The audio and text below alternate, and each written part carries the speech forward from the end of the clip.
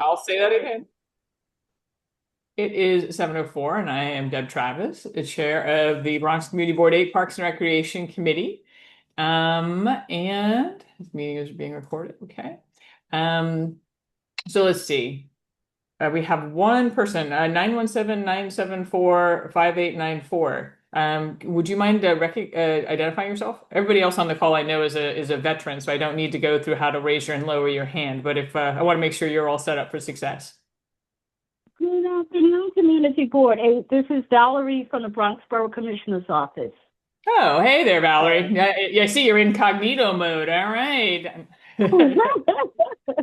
All right, then I don't need to Valerie explain to you. Davis? Wait, is That's this Valerie right? Davis. Yeah. Thank you. I'm going to Parks. add you to the minutes Mhm. here. Let's see. Okay. So I'll do a quick roll call. Carol Blake, I see you. Miriam Filer, I see you. Deb Travis, the chair. Bob Bender is flying back from Mexico as we speak. Oh no. Um, I hope he wasn't in Puerto Vallarta. no, he wasn't. I asked him if he was impacted at all by the violence, and he said he was not. He was impacted by the weather. So Ah, he couldn't fly back. He was supposed to fly back the day of the storm. Um, all right. And so I got Valerie Davis and Christina and Stephanie. And then Farah, do you want me to include you in the yeah, I'm attendance? here. Okay. Yes, please. Yay. That's exciting. All right, next, I would like to approve the minutes of the January 28th committee meeting, which were distributed to committee members ahead of the meeting. Does anyone have any changes? Carol? No. All right. If there are no objections, I move to approve the amended minutes by unanimous consent. So the minutes of January 28th committee meeting are unanimously approved. Chair's report. Really just three things. One is that the agency budget priority comments were released. Thank you, Farah, for sending them all out. I think everybody got a copy of them. We'll talk about them a little bit more when we talk about budget priorities for fiscal year 28, as we think about what we want to, if there's anything we want to change. I don't think there is. It's kind of very, very predictable what their comments were, by and large. The Mayor Mamdani has released his first draft of the city budget. Very disappointing, I would say. He promised 1%. He seemed like a person who does what he promises he's going to do. And we don't have 1% allocated even for the aspirational first draft of the budget.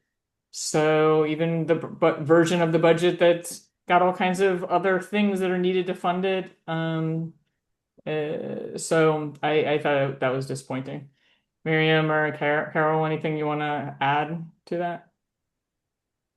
Or Christina or Stephanie, anybody, I guess.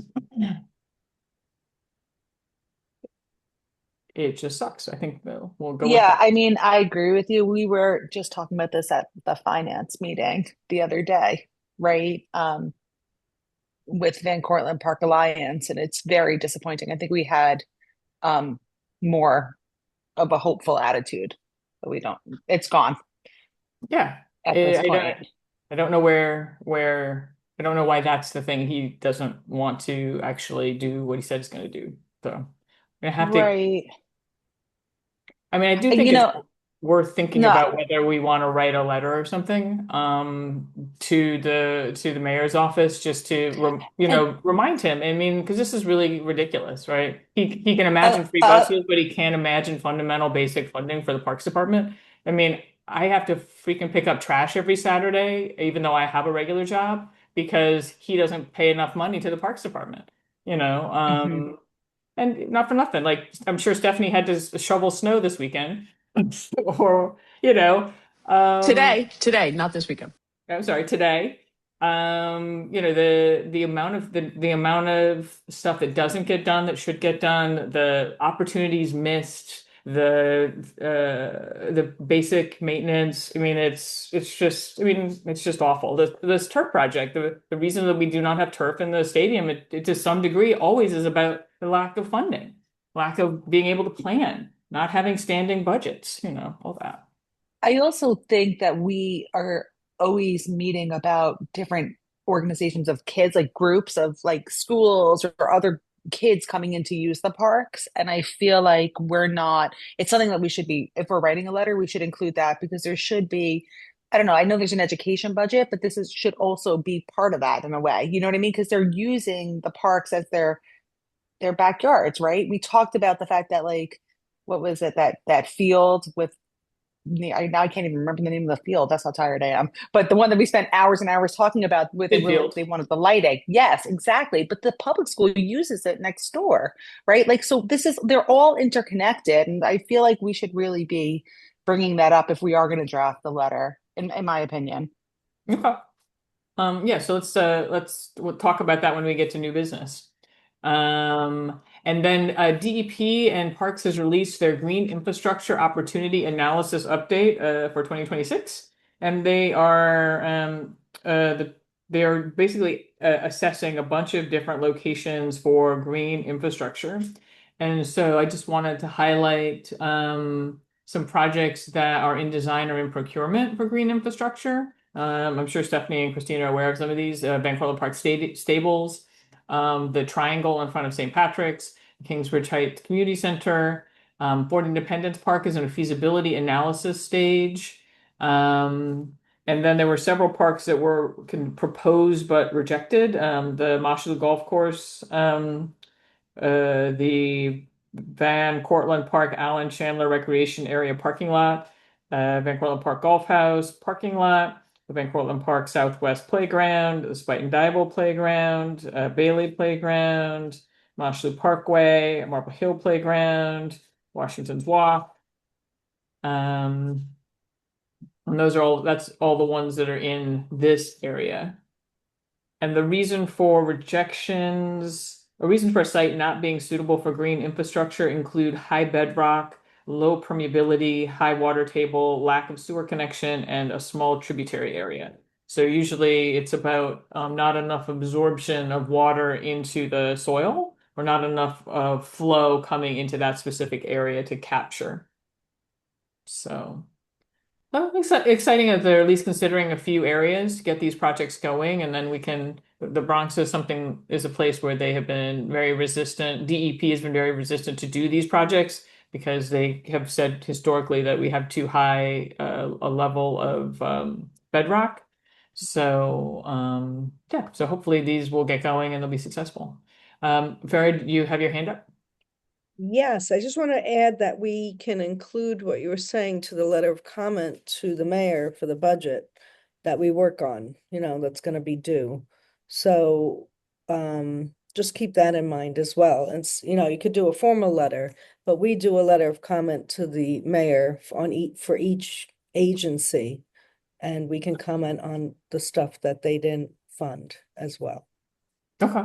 You mean specifically for the green infrastructure, or do you mean because of their 0.5% of a point for parks for the budget? Yeah, I think both, a 0.5%, yeah, and whatever they haven't approved.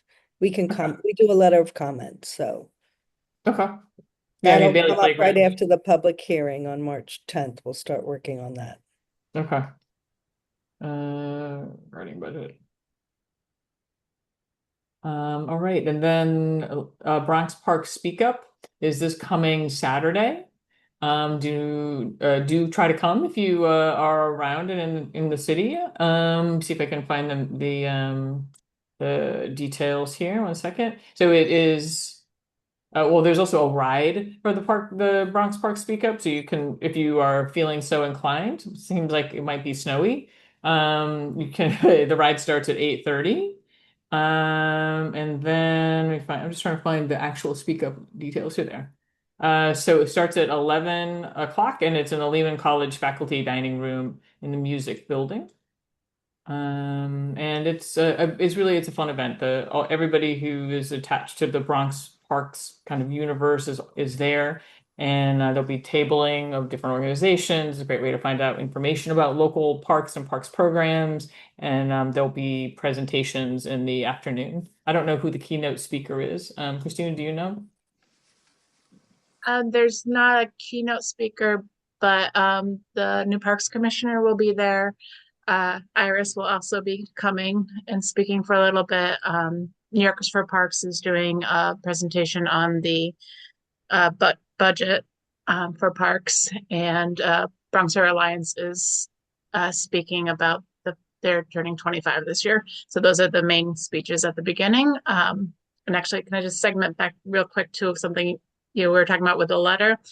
So if you do a letter for the community board to sign, it might be good to try to get some of the sports teams and leagues to also sign and join. And VCPA can sign on too, or we can help work with you on that. But I think the more the better. Okay, it's a good idea. The sports league sign.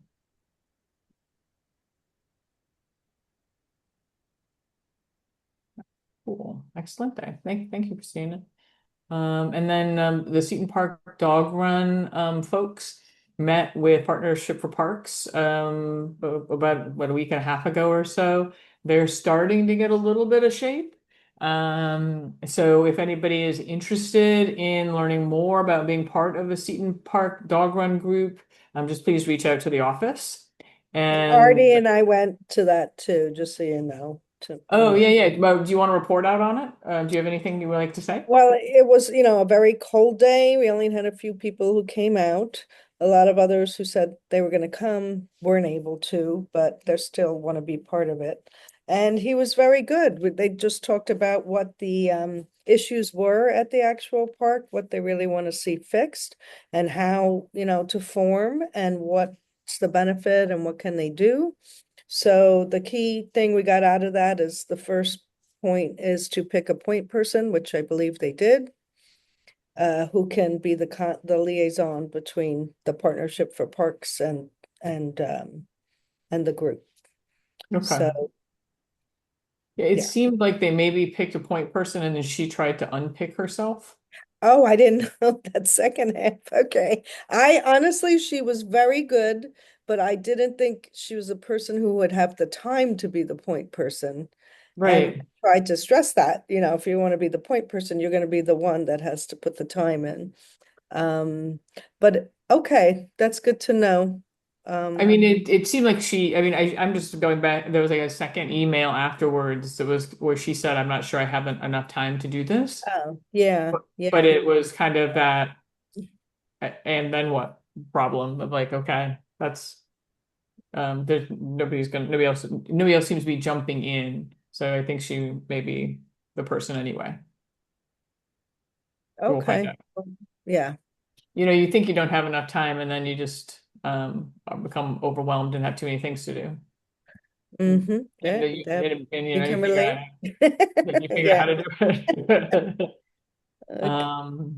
All right, so next up is our discussion of the fiscal year 28 committee capital and expense budget priorities. Probably the best place to start, I guess, would be, I'm just gonna close that window. Well, actually, maybe the best place to start is to talk to about the budget process and the timelines here. Unless Carol and Miriam, I mean, I know Stephanie and Christina know them. Miriam and Carol, do you feel like would you like a little primer on kind of where we are in the process since we're at that exact moment when we have two different budget cycles going at the same time? I would. Yeah, I Yeah. mean, it took me years to understand what was going on. Yeah. So so the New York City Independent Budget Office has a nice little, I can share screen, right? Oh, let me make you the Can I make me a co-host? Yeah. So right now we have the fiscal year 27 budget process that's happening. So this is the budget process where we received the Register of Community Board comments from the agencies on our requests. So this is for fiscal year 27. So fiscal year 27 will begin on July 1. And so they have to get the budget together for the city, the whole city, by then. So for fiscal year 27, you'll remember back in I think it was October, we had our public hearing on our budget priorities for the whole board. And then in January, the mayor releases his preliminary budget. And then that outlines projected revenues and proposed expenditures for the next fiscal year. And then that's the beginning of the public review and negotiation period. And then the city council will begin hearings. And so the city council and their various committees hold public hearings to analyze this proposed budget from the mayor, and then they hear testimony from city agencies and advocacy groups and the public about these priorities. So that's what makes kind of this period of good period to complain about what the mayor has proposed for the parks budget. So then in February and March, the borough presidents submit their recommendations to the mayor based on community input that they're receiving. And then the city council, so our elected officials, they will continue on with talking to the various agency heads and getting input. And then March 25th or so, end of March, the city council is supposed to submit their response to the mayor's preliminary budget. And then, according to the New York City Independent Budget Office, April 26th is when the mayor is supposed to release their executive budget, updating this plan based on the council feedback and the latest financial conditions. And then the city council begins another round of budget hearings. I don't know if that date is getting pushed back at all because of it being the first year of the mayor's tenure. Farah, do you know if that's actually roughly the date this year? Because I know he didn't have to do his budget until a little bit Right, later. 2 weeks later, and then I know that they gave us a date to give our letter of comment, which is end of March. So I haven't heard of any other date changes, but I'll find out. Okay. So, so the mayor releases the executive budget by April 26th. The city council reviews it and debates and discusses again. Hey, Camelia. And then in May and early June, that's when you start to get the back and the forth between the city council and the mayor's office, and it gets louder. And then, there's the city council kind of goes into conference around June 5th, and then mid to late June, the council and the mayor finalize the budget and all of the discretionary spending. And then the city council has to vote to adopt the final budget before the start of the new fiscal year. And if no budget is adopted, the previous year's budget continues in effect until an agreement is reached. So the budget is supposed to be adopted by June 30th, and then a new fiscal year starts July 1. And then for kind of our purposes, since so much of Parks Department is also about capital budget, the mayor submits the amounts needed for the city's capital needs on October 1. And then directors of the mayor's office of management and budget, and in even years, the Department of City Planning submit a draft 10-year capital strategy. And then so just to talk for a second about this 10-year capital strategy, it's a very broad document usually. And it just it will outline the needs for green infrastructure, resiliency. It outlines the need for housing, but it doesn't usually get too far in the weeds, except for maybe around some pivotal projects that they want to make sure have some focus. And then by November 15th, the mayor submits a citywide statement of needs, very similar to our district statement of needs. And then 30 days prior to the submission of departmental estimates, each community board submits a statement of its capital budget priorities to the mayor and appropriate borough president. And then, and then by like December 1, the controller submits a report providing the amount and nature of all payment obligations for each pending capital project. So everything that's already out there, like where's everything stand? And then it just gets kind of messy. I'm just gonna, as far as deadlines go, because the capital one is much more. The 10-year capital strategy is updated every 2 years. It's not updated every year. I'm trying to see if there's a deadline. So March 25th, the council, through its committees, holds hearings on all the various capital projects. Or capital budgets, what the fiscal implications are of the preliminary budget, the statement of budget priorities of the community boards, the borough boards, the draft 10-year capital strategy, and the City Planning's Commission response, the Borough President's recommendation, and then in odd number of years they'll issue by end of April a 10-year capital strategy. So trying to find that there's eventually a 3-year capital plan, but I don't see it. Stephanie, do you know when the 3-year capital plan, like when the actual money is allocated? I don't.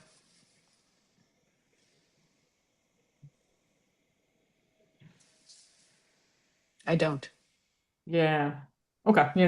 It seems like it actually ends up coming around and aligning essentially with the expense budget that they're fighting back and forth about.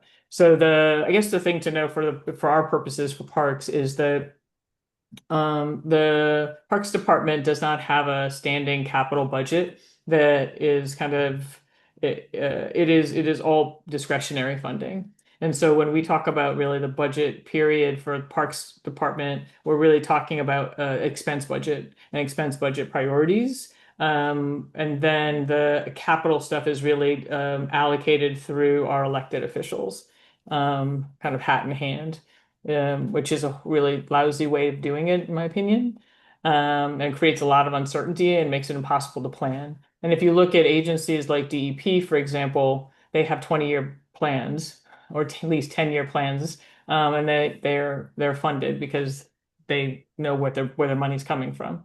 So it makes for a much healthier experience. So anyway, any questions? So that's the current process we're in for fiscal year 27. Essentially, there's going to be back and forth between the mayor and the city council, and there's going to be public hearings where we can kind of get our opinions in, and then by June 30th, they'll have a budget of some sort or thereabouts. Then what we're working on tonight is for next year. So for next year, we want to we're working on fiscal year 28. We want to get our list going of what our top 5 are. So I'll share screen and I'll find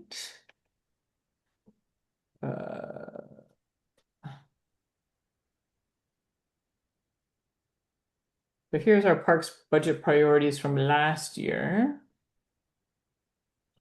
So last year we had the redesign and reconstruction of Bailey Playground was our #1 priority. It had been our #1 priority the year before. Number 2 on our list was reconstruction of Old Fort Ford Park.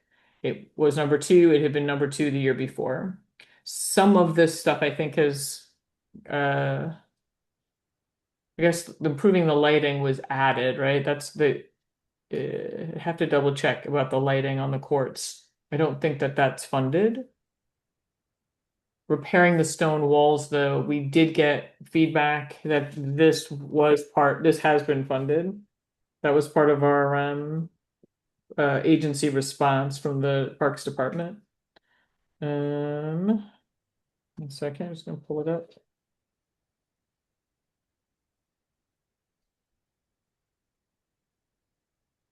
And then our number 3 last year was Lower Russ Park staircase, just because it's in such horrible shape.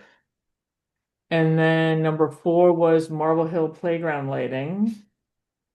And then number 5 was equipment for litter collection, which is a capital project because the vehicles are so expensive.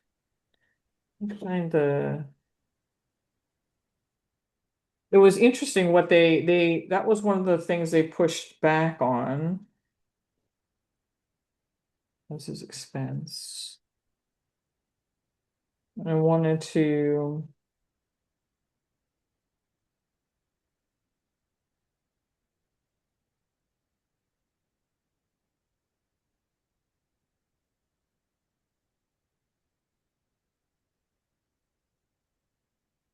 So in terms of agency responses to these, so the Bailey Playground request, the Parks Department said that they support but cannot accommodate. What that means is they support it, but they don't have the money. This request requires site surveying and funding. Further review as site has many trees and may require interagency coordination. Was there a little side comment on that? However, so this is one where we've been working to just keep up the pressure to have both all of our elected officials find money to do this one project. The next one was reconstruction of Old Fort Ford Park. The agency's response was the agency does not understand the request as written and requires more clarification. Their comment was there is a dog run on Fort Independence. We added a comment about this might be a good place for a dog run. And then renovations to the playground would require funding. There is a retaining wall project scheduled to start sometime in 2026, which was news to me, but that's exciting. That's great. So we might want, if we want to continue this one, we may want to do a little bit of editing of it. And then under new equipment for Van Cortlandt Park, the equipment for litter collection. It says their comment was agency supports but cannot accommodate. And then their explanation was all city vehicles are on a 10-year replacement cycle. So this sounded to me like they were thinking of replacement and not net new. So, Stephanie, is there anything in this language here we should tweak? Well, I got you. So if this is specific for Van Cortlandt, it shouldn't say additional mini packer. It should just say new mini packer because we don't have one, and Okay. it would not be replacing something. We don't have one. Okay. And I don't know if District 8 has a packer. I think they do. So I don't know if that's what they're talking about in terms of replacement.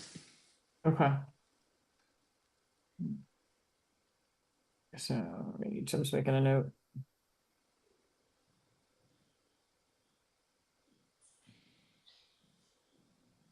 Okay. And then as far as this being on a 10-year cycle, is the Parks Department telling us that they just disagree about needing an additional mini packer? Or do you think that's just a confusion because we're saying, do you think they're just confused? Sometimes They may the be explanation- they may be conflating because it's two different things. But it would be important to make the distinction that the mini packer is new to the district. There isn't one, as far as I know, we've never had one. But for District 8, if they do have one, it would be helpful to know when it was purchased. Because if it was purchased 6 years ago, by the time all of this Right. comes through, it might be 10 years. Right. Okay. Right. No, was Joe really requesting a replacement for an existing mini packer, or was he requesting a net new one? I guess was probably the thing I should ask Joe about. And then restoration of Brust Park. Let me look here. And then so Farah, restoration of Brust Park did not get a response that I could find. Was that? Oh Was wait, it no, I on? take that back. I just found it. Never mind. I find it. It's under the Okay. under the thing. Oh right, and then the Marble Hill Playground lighting is the one that got moved to a different agency. Yeah, So- they said they share that with DOE. I didn't understand that either. So they sent Yeah. it to DOE. And then DOE said, we don't know what this is. Wait, say that again? So we requested, so I'll skip Brust Park staircase and come back to it in a moment. So we requested playground lighting for Marble Hill Playground, and the Parks Department recategorized it as a Department of Education request. And then OMB said that. I asked OMB? So OFE I don't know categorized- who sent it to who, but I think OMB did say Parks forwarded it to DOE. So I think the thing that you need to find out is the playground a JOP, a jointly operated playground? If it's a think that's what they JOP, said. Mhm. yeah, so if it's a JOP, then that means that Department of Education uses it, they have exclusivity for many hours of the day, and maybe that's why Parks was kicking it over to DOE. Yeah, but I don't think GOE does funding for playgrounds, or I don't know, do they? I don't know, and I mean, I not also for don't know parks if they would be lighting, I interested. mean, they I was about to do say I funding for don't know if they'd be playground. interested for lighting because they wouldn't necessarily be doing anything At after night. Right. hours. Mm-hmm. So Okay, that's good to I mean, know. they definitely do playgrounds at the schools. Yeah, the comment says agency does not support and cannot accommodate. Please contact the agency directly and promptly for more information, all caps. So it sounds like that's what the holdup is here. That this one's got some more technical issues with it. Okay, and then Lower Brush Park. Gotta find it again. Um,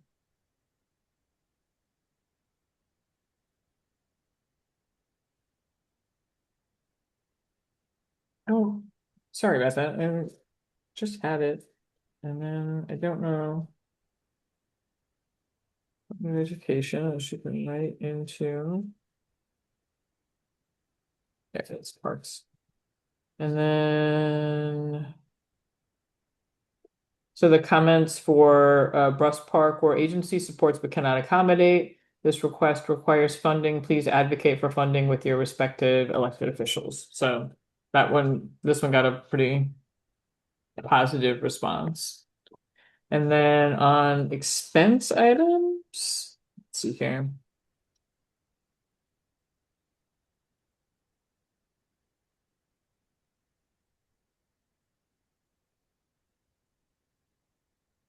Expense items, so we've got our PEP, Parks Enforcement Patrol.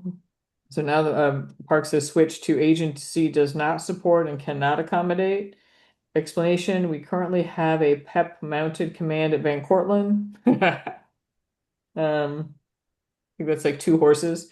We also just submitted a new needs request for Day Spring Park, which is the name of the park that is part of the new Greenway, which I just learned the other day.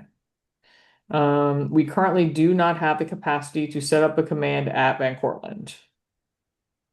So,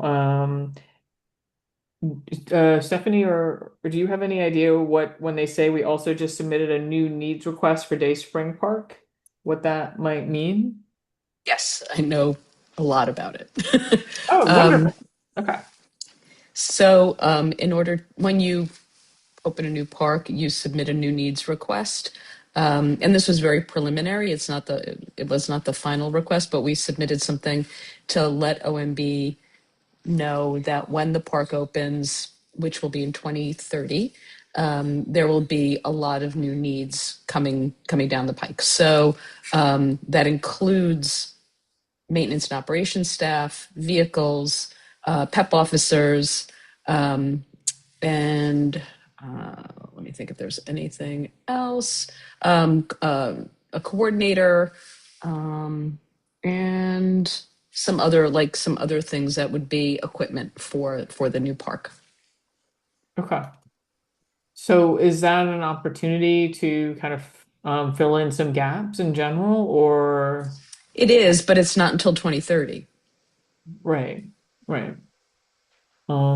So when we talk about the Parks Enforcement Patrol command, the reason we were asking for the command was really that the existing command is in Pelham Bay Park. This is just for Carol and Miriam's purposes. The existing command is in Pelham Bay Park, and so it's quite a ways away. And they're very small. It's a very small staff to begin with. It's understaffed, and the roles has a lot of open roles that haven't been hired. And so they came and they made a presentation about kind of how they divide the Bronx between the north and the south. And then for the north, they're over in Pelham.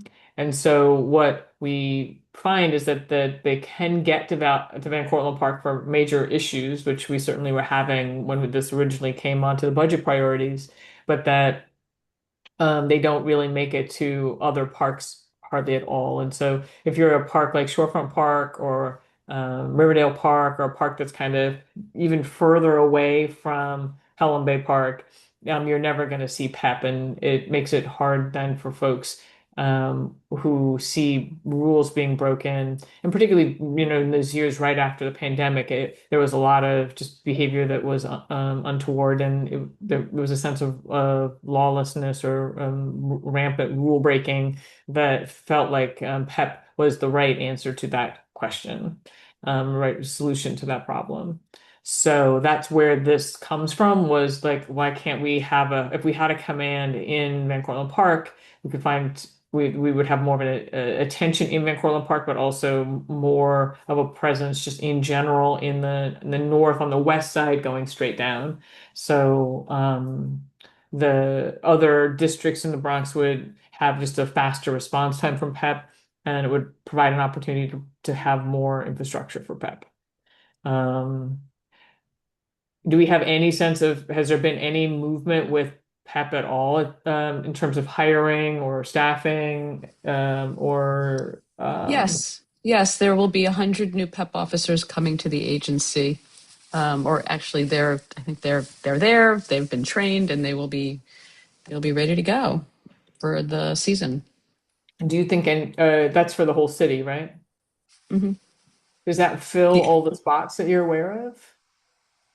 I know I that don't. that was one of the things, was that there was an enormous number of open spots. I don't know if it fills all the open spots, but I don't think so. Yeah. Okay. All right. So the Parks Department in their comments says they do not support and can't accommodate um with that one. So that's, we've gotten pushback on that one before. The next one is more support for swimming lessons. They say agency supports and can accommodate. Explanation: swimming programs were offered at 2 pools per borough in 2025.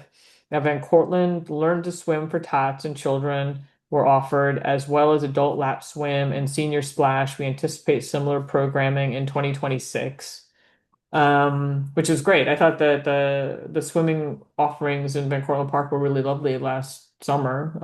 I did the adult lap swim a couple of times when I was feeling ambitious, and it looked like it was well attended. Um, Christine and Stephanie, is the amount of programming in the pool what you would expect? And this is fiscal year 28 expense. I know that there's capital projects coming to the pool. Is this something where maybe in fiscal year 28 it does not make sense to prioritize swimming lessons, since there may be a lot of capital work happening kind of in this period? As far as I know, FY28 is when the capital project is supposed to start. So it doesn't Right. make sense necessarily to do that, but it's very hard to say if a capital project will start on time. Right. I mean, we could do it as kind of a continuing support. If you think, if you think the current amount of um of support, like of funding, is adequate, or do we need more? I mean, this is coming very much on the fact that when I didn't check the numbers last summer, I should have them pulled, but the summer before, there were so many more children who were applying for the lottery. So in order to get swimming lessons, you sign up for the lottery, and then the lottery dictates whether you can sign up for the lessons. And so, and that there were so many rules that were really just trying to accommodate the large demand for a small supply. And so we requested additional swimming lessons just to try to make it more likely that folks would be able to actually get swimming lessons, particularly because we live so close to the water. And that's drowning is such a it's such a possibility for children. Um, I mean, so I guess the question, I guess, Stephanie, for you is like, is there still more bandwidth at the pool? Like, if there was more funding, or are you kind of tapped out at Van Cortlandt Pool with the existing funding in the summer? Every summer is different in terms of the number of lifeguards and number of people who can give swim lessons. So it's not an absolute number that I can Well, yeah. draw upon. So that's kind of hard to say. but you know, I think that more more is more, and I don't think that there is any reason to not ask for more. Um, Okay. Okay. There's no reason not to try to build the program because we know there's a need. there's a need. There's a need, and you know, this borough has a beach, and people swim after hours when they shouldn't, and you know, it's important for people to learn how to swim, and I think that the agency really believes that. You know, they feel very strongly about learn to swim and about having more lifeguards. So I think it's worthwhile. Okay. And then for the swimming lessons, so right now we have it centered on Van Cortlandt Pool, but maybe it would be worth it. And this, I guess I say this to the committee too, like it's worth it to maybe focus it on others. We should maybe identify what high schools have pools. Farah, do you happen to know what high schools have pools? You know, I know like DeWitt Clinton, for example, has a pool. I think uh, the other one, again, well, it's just outside of our district. Down on University has a pool. Yeah, DeWitt Clinton is also not in our district, Oh, that's so true. It's right on the other. uh, Yeah, I guess the pool is not in our district. Part of the lawn is in our district. it's right there, but it's not. Yeah. I actually, at the top of my head, no. I know some that definitely do not have pools. But that's a good question. We should ask. Because Which even like the Whitehall, for example, which has a wonderful they have a pool, pool. and they have children's programming, but if the city would, you know, give them a grant Century for. too. Yeah. Yeah, we got some beautiful pools in this district, but they're more often in private buildings where the city could pay for, you know, a swim instructor and, you know, maybe we could have kids come and take lessons there, right? The private schools too all have pools. Like Hmm. Riverdale and Fieldston and Horace Mann. I know Riverdale does. Right. Is that the kind of thing though that starts here in a budget priority? Is that the kind of thing that we should start with like a conversation with Dinowitz? Yeah, I think here is funding for these programs. Where you can use them is another Yeah. question. Yeah. Um, Okay. yeah. Mm-hmm. So maybe it's like New York City owned and also maybe to like in private to pay for swim instructors in community privately owned and publicly owned pools in the community or something like that. Would you include the Riverdale Y in that? Because they Oh have a yeah. pool. Yeah. Yeah. Just because the other ones are like apartment buildings, but Yeah, the Winston Church, well, not the Winston, what's it called? The Windsors. They also have a pool.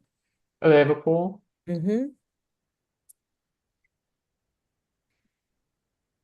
the pools that you mentioned were all indoor. Like if you're thinking about seasonal, there are lots of buildings that have outdoor pools in Riverdale. Most are outdoor, but the Whitehall and Century are Hmm. indoor. Yeah, those are indoor and the Y, but then there are a bunch of pools that Mm-hmm. are open. Mm-hmm. Camelia, you had your hand up? Wait, did I lose Yeah, her? but just a Oh, there you technical, are.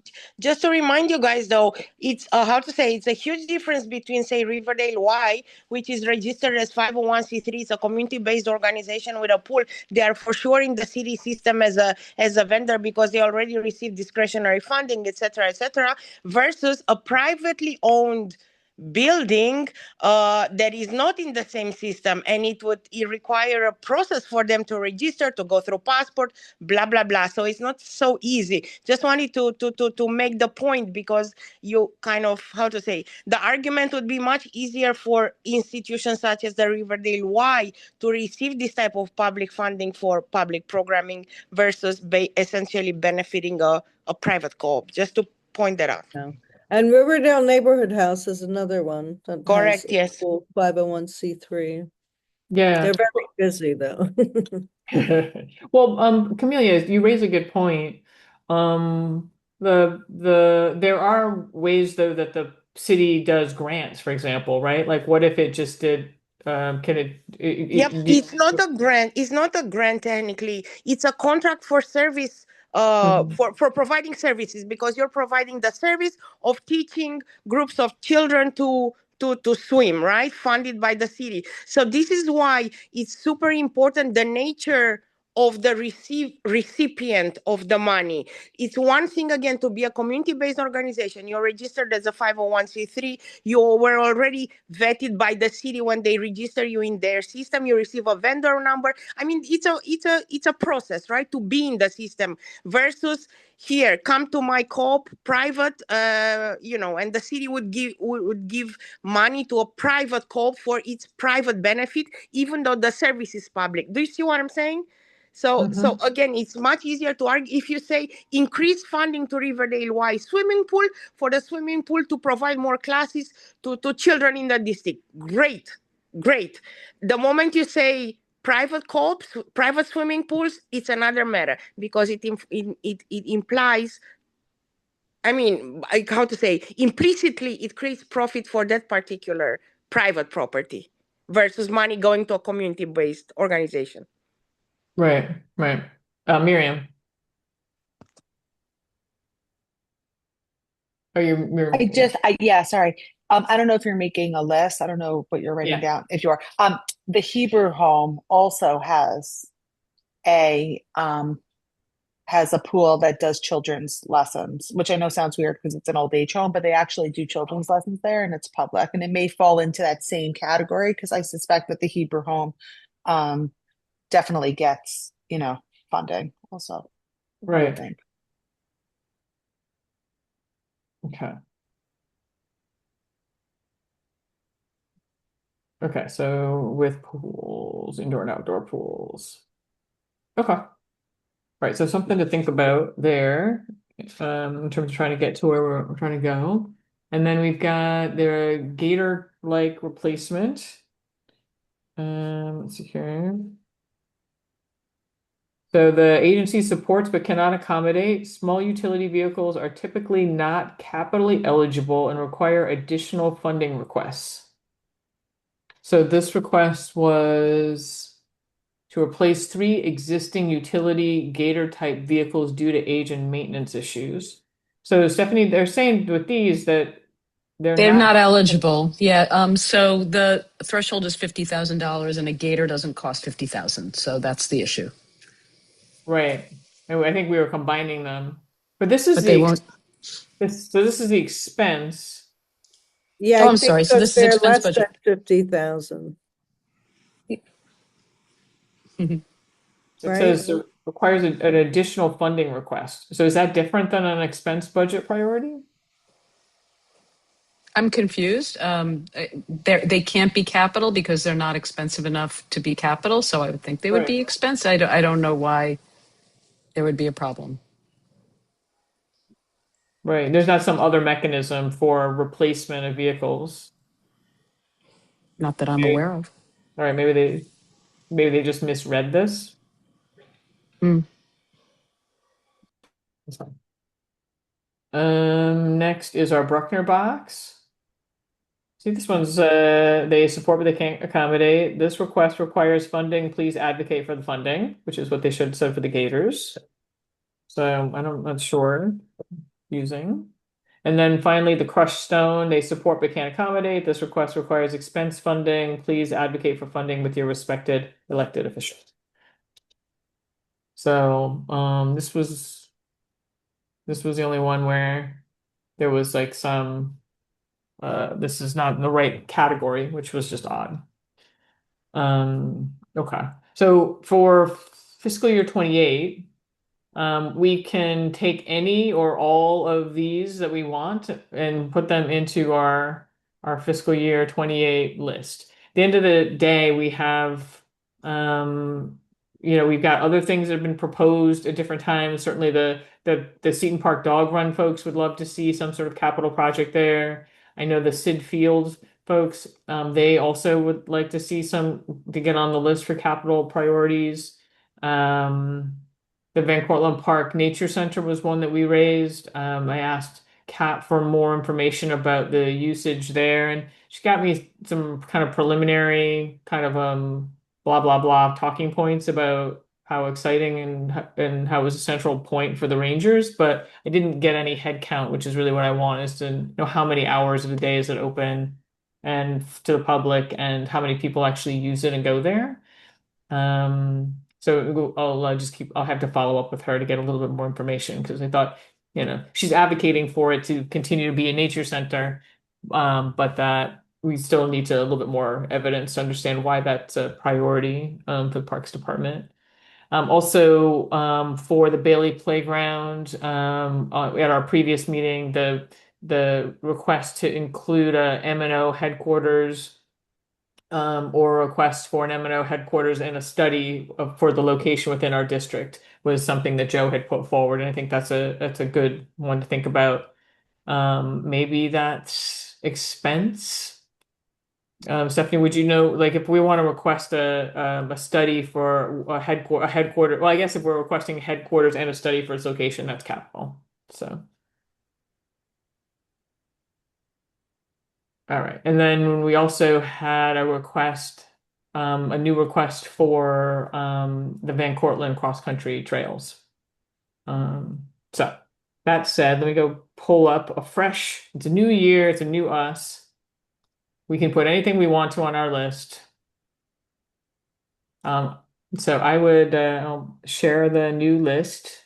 This is just, for today, I just want to make a draft of like the top 5, 6 things and go from there. So that way we can work on ranking them next time.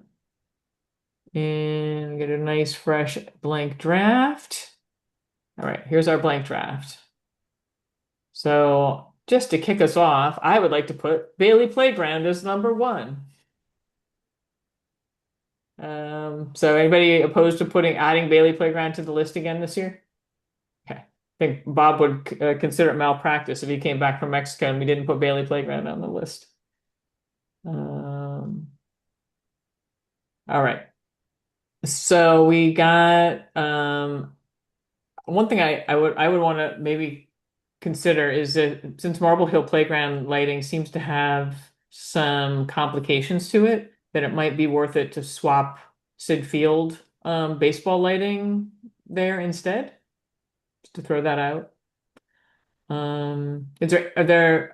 want to give the floor to Carol and Miriam. Is there anything you're thinking about that you want to definitely make sure it gets onto the fiscal year 28? Can I ask a question about Sid Field? I don't remember exactly because there were a lot of conversations. Did they already have some funding allocated towards the project, or am I remembering that incorrectly? Yeah. Yeah, so they had some a state elected official who was interested in putting money towards the project, but he needed an estimate. And then Parks Department wanted to know that the community supported it. So they came to us to ask for the letter of support, which we gave them. And then they were going to provide the estimate. And I don't know the full details. I had thought that Jen and Dave, name's Dave, were gonna come onto the call tonight, and they're not here for some reason. But that to try to explain kind of where things stand. But my understanding is that they don't have the funding for it. They have some They kind of don't, they do not have but the funding for but like those. a promise for funding, that sort of thing. No, No. no. I mean, you either have funding or you Okay. don't have funding. Yeah, Okay. So then okay, fine. I just yeah. okay. So my understanding is they don't have funding. It seems like the Parks Department might want to do more work than just simply the lights, but that's a different issue. Right now, they even just to do the lights, they don't have funding.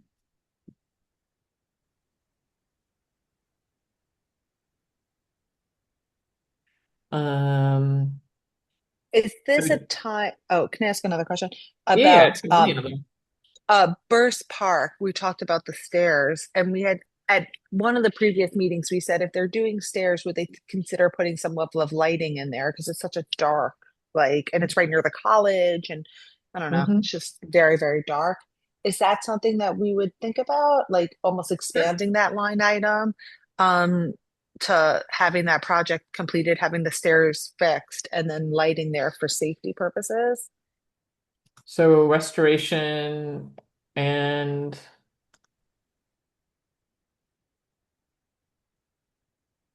additional lighting of Lower Breast Park staircase. So restoration of flagstone, paver steps, and handrails.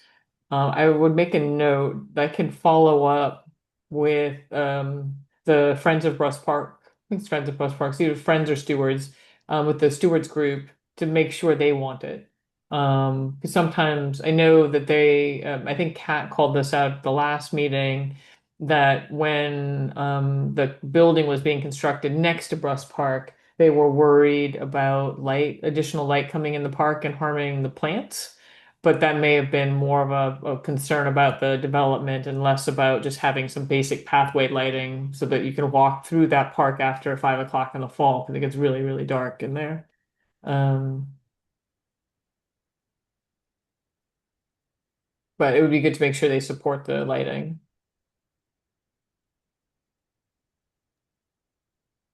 I like the idea of putting Sid Field on here, by the way. I don't know what Carol thinks, but I like putting that on. And also the Van Cortlandt Park cross Cross country. country. Yeah. I mean, those are the ones that really stood out to me. Um, Mm-hmm. I mean, Stephanie, how would you feel about swapping the equipment for litter collection with the cross country trails instead? Sorry, I couldn't get off mute. That's fine with me. Okay. Um, Hey Deb, yeah. I do feel like the Marble Hill is definitely a priority because it's really it's kind of like dangerous when you think about it. And they've been waiting kind of long, so I'm not sure. I know with Seafield Park, there's been, bantering back and forth about, whether get it done, if we can kind of look at some other parks that have had that lighting implemented. So there's kind of like, there's going to probably be a little bit of a pushback, a hold, and then, once we kind of get that data in just to say, well, it can be done.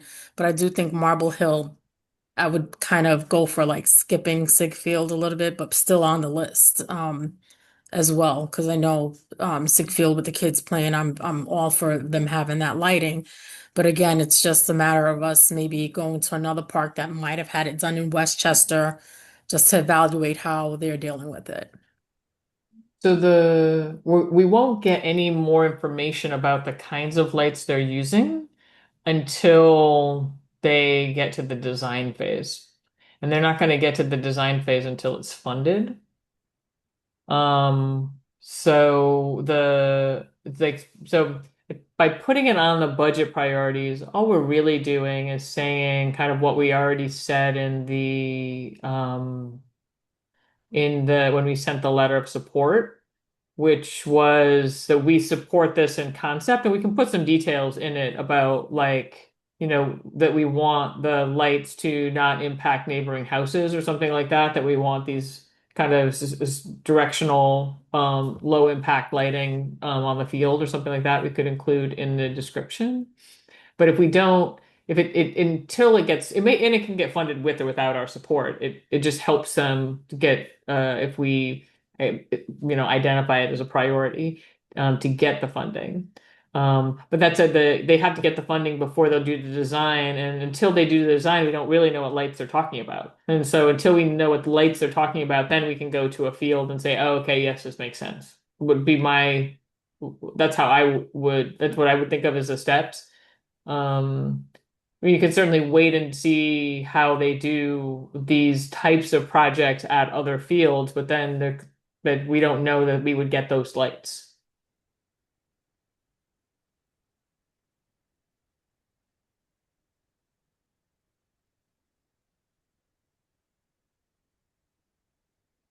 What do you think?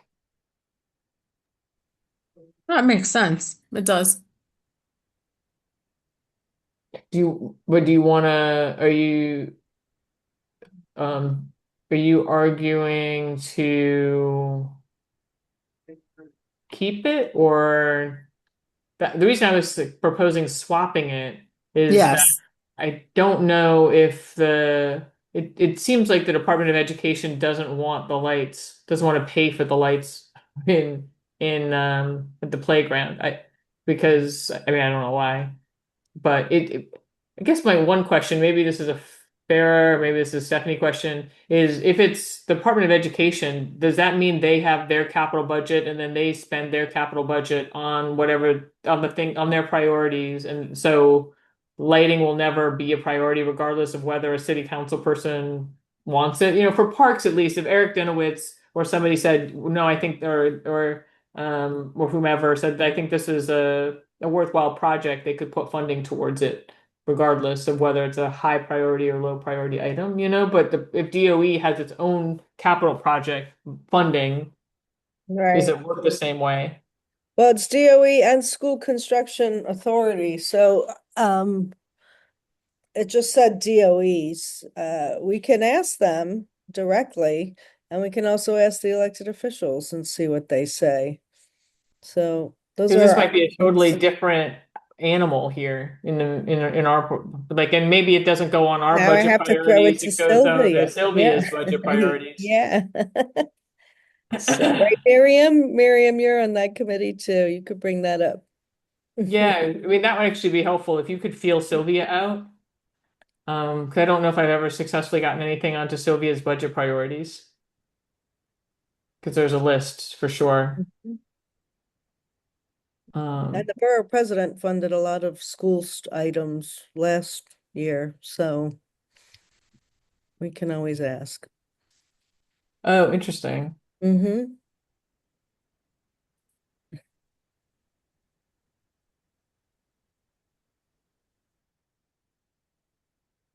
That's a great idea. So this is all council. Is there anything, does the community board ask the borough president for any capital funding? Yes, we give them our list of priorities, and we basically make appointments with all our elected officials to go over our budgetary needs to see which of them can give funding, to any of these projects, if they're supporting it already. They also always ask if other electeds are doing it. So sometimes they do ask us for actual dollar amounts in those cases, which we don't always usually get. I think Parks is pretty good at giving us amounts, but most of our other requests, we don't have a dollar amount yet for it. So there's an important thing in Van Cortlandt Park that council members really haven't been that interested in, which is lighting. Mm. And so it's lighting along Mansion Road. It is fairly well lit, but the area from Mansion Road all the way to the parking lot is very poorly lit. Oh yeah. Yeah. Farah, you're shaking your head. Deb, you know what I'm talking about? Oh yeah, yeah. So, and so what we have to do whenever we have nighttime programs is we have to beg for Those light big towers floodlights. to be brought in. Yeah. And Oh, it's a thing. It's a thing. And then for the Philharmonic, we actually have to rent even more of them, and that's a huge expense for us that we have to incur every year. So it would be really nice to have real lighting along that pathway all the way to the parking lot. So part of that area is part of the Tibbetts Brook Greenway stuff, is it not? Yes, but what I'm talking about isn't. So do you think there would be any lighting that would be part of the Tibbetts Greenway project that could be extended with additional Nope. funding, or Nope, absolutely not. is it considered sensitive No, it's because environment right now? no, it's because that project's approved and Oh no, is no, I off don't to mean the I don't. races. I didn't mean. Oh, and is it not part of that? Yeah, I know that that's a sealed project, and they want us to stop asking about how we can add on to it additionally. But I mean, I just meant second follow up question. I know that that's all wetlands in there. Is it sensitive for lighting? Is there potential Um, pushback? Um, I don't think so. I mean, what I'm talking about is the area by the burial ground. Yeah. So it's like from the tennis court to the burial ground. That's not wetland. And that shouldn't be a problem. Then if you go beyond that, then that starts to be wetland. But that is part of the daylighting project. What So what you about, would right, oh, sorry. no, so you'd want to turn the corner basically, and do some lighting, maybe along the pathway, and then from the parking lot to the Blue Bridge, essentially. Wait, which parking lot is this? The one The towards golf lot, the golf where the course? golf Yeah, house. that's what I thought. Okay, got it. So it's from the Mansion Road, kind of south to the Blue Bridge, and then over the Blue Bridge, and then to the parking lot. The Mhm. parking lot. And then what about around the golf course? The golf course itself. And then I mean the golf house. So there is lighting there. It has not been working because of the transformer. Okay. So that's adequate in theory. In I mean, it's theory. really dark on the road, the whole road, all the way out to Van Cortlandt Avenue South. Like if you walk out the park So that under, could use like, lighting as well. That could use yeah, lighting as well. Yeah, from the what we call the free lot, Mhm. under right, the under the overpass, overpass, and then out all the way well, the across. new Yep, bike lane, the whole bike lane yep, is yep. That very, could use very dark. lighting. Yep, Uh, that could use lighting. But if you include the underpass, that's DOT. yeah, So Mm. yeah, and that's state DOT, the underpass itself, and that's um, messy. So you want to yeah, just don't say underpass. yeah. A code word is underpass. Just say underpass. Um, so what about dark sky lighting and like lighting that is, the dark sky lighting just comes in different, lighting colors. So that it's like a red light, I think, if I remember correctly, so that your eyes don't do whatever they do when they see light. So you can see in the dark, but it also illuminates so you can see a little bit better. So what I have learned from the design process at doing daylighting is that there are really only a few kinds of light fixtures that are approved for parks. And then in terms of maintaining them, that's actually DOT who maintains them. And so they try to keep things as streamlined as possible so that, you know, they carry two kinds of bulbs and that's what they use. Yeah. So, you know, going off road like that seems unlikely. Okay.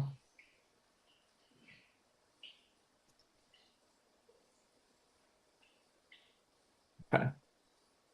All right. So, the one thing that hasn't made it on here, is also the Old Fort 4. Um, I don't want to lose that completely for a second. So I've written all these notes about the lighting. We'll come back to that. So for Old Fort 4, I think we still have the playground equipment, the spray area, the benches have been replaced. It seems like the stone wall is being fixed. Um, and then improved lighting for the basketball courts was already included. And then as far as the dog run piece, it's actually something they have the same issue that all parks do where they would need a dog run group, which they don't have either. So, I mean, Carol, what are your thoughts about including Old Fort 4 and just the last bits of it that need to be done? I mean, the dog run piece, I'm not really, I have a dog and I don't bring him there. I live near there. But I mean, just to tidy up certain things at Fort Four. I mean, honestly, and I know I don't mean to go like on a left tangent, Deb, I don't, but the other side of Fort Four really needs some type of accommodation or renewal because I remember going to Our Lady of Angels school, and when that new side was opened up, I was probably like 10. And I don't think it's Which ever are been. you? Which side are you talking about? Are you talking about, so there's you mean Fort Ford? Do you mean Washington's Walk, or do you mean the part of Fort Ford, like the southern part that's more grassy with the little raised thing? Yes, where the partying happens and Yeah. yeah, that really needs attention. So Hmm. I don't know where or if it could ever be put into, I don't know if it's going to be this for 28 or what, but it does need some attention. But also because of the partying, for me, I would think that they would try to maybe upgrade the fencing just because it does just allow anybody anytime to go in and out because there's stairs and then there's that it's like that V type of how the V, the end part of the V, I call it the V. It's Yeah. right there and it's just open It's all broken. There's times. big gaps in the fence. Yeah, there's hardly any gaps. So there's like an entrance, and then when you walk down, there's steps to go to Sedgwick, and then when you walk that, there's another entrance, and that's always open. So for me, I Hmm. would hope that they would kind of upgrade that whole thing just so the partying kind of stops, and there's like how Yeah. they have the other side that gets locked up at dusk. That kind of needs to be addressed because it is wide open. I mean, people are in there all times of the night. It's kind of crazy, but they don't have like the adequate fencing and protection that's needed. For the Mm. other part that is being upgraded to tie up the ends, yeah, I agree with it. But the dog run, I mean, That's okay. I Yeah. I mean, dog run I think is a non-starter because there's no dog run group, you know? yeah, I mean, because there's Washington's Walk, I think a lot of people kind of just I see more dogs there than I would when they did have like that little patch of the dog run in Fort Four. I know I take my dog around Washington's Walk and near Lehman and stuff like that. I'll go even up to Fort Independence Park too, but I really never used it just because of, sanitary reasons and Yeah. that's my baby and I don't want it to be dirty. Yeah. Right. Well, it's a tough Yeah. dog run. You gotta know the moves in that dog run. Yeah. Um, so would it be so the original the one from last year says replacing existing playground equipment, spray area, benches, fencing, repairing the stone wall, updating the green space, and improving the lighting for the basketball courts. So if we say we kind of switch it around to do more of a focus on the southern end of Old Fort Four. So we could do reconstruction of the southern end of Old Fort Four, including replacement of iron fencing and benches, because they actually haven't done the benches on the southern end. Right. Reconfiguration of the green space. Is that fair to say? Or do you want to kind of, because some of it's elevated. It seems like in some, like it needs just more benches and stuff. It's just like it's got an awkward configuration. I don't know why it's set up the way it is, but Yeah, that whole design is kind of strange.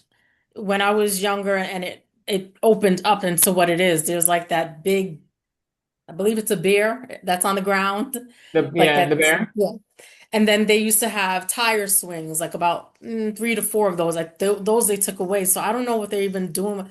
The space is just open. So like a lot of Yeah. like, people set up tables. I've seen Sweet 16s being held there with generators Oh well, and yeah. barbecues happening both there and across on by the reservoir sidewalk. So they do need to upgrade the fencing. The fencing is not high like it is on the other side that got upgraded. There's no lock and key on it at all. And again, it's a safety issue too when you think about it because from like coming up to Webb where you can enter both parks and then going down to the steps, it's very dark. You can't really see what's going on in there, but people are in there at night. I know that. When I've Yep. driven by after 12 o'clock at night, people are there. The park does not get locked up. And like I said, people, if they're coming, whether from Westchester, because I guess they believe the Bronx has less, rules. apply to this park. They're just flooding in from if it's Yonkers or wherever, but Well, if they have to pay for Tibbetts Brook Park, they just come right. in here because it's Mhm. free. Right. Yeah. Um, And there's no lock and key on it. So, well, you can't close it yet at night. no. So the replacement of iron fencing and gates, the Mhm. benches, and reconfiguring green space, and then the replacement of playground equipment throughout the park. Is that better? Yeah. And then Yeah. lighting and basketball court lighting. If they had basketball court lighting, that would light up the whole park right now. Right. I mean, I guess the question is, if there's basketball court lighting, I honestly think if there's basketball court lighting, then the kids would play basketball until 10 o'clock at night or whenever the lighting goes off. But that would Well, they also, lock it up at 9 o'clock. They do lock up that side. did they lock Like it at up in the 9. fall too? Like it, because I know that Joel and the Theory 9 folks were asking for basketball court lighting, but I wonder if that would conflict with if they're asking for it for the fall, or if they're asking because they want to play later than that, later than 9 o'clock or 7. When I don't know when the park closes, probably 10. I know I've seen it locked by 9. I don't know if they, who depending on who's doing it, if they switch off their time.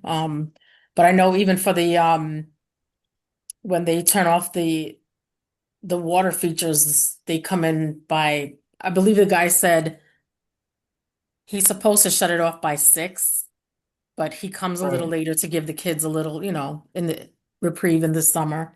Um, but then the actual gate is the on both sides is locked. I would say the latest 9:30. I've seen it locked by 9. So I mean the lights would be good, because it does start getting dark in the fall at 4:30. Yeah. So yeah. Okay. All right. So and basketball court lighting. Okay. So is this succinct? This is what we're looking for. And then Stephanie, Looks to me. would you go Van Cortlandt Cross Country Trail or the lighting for or the lighting for Van Cortlandt Park? Which would you rank first?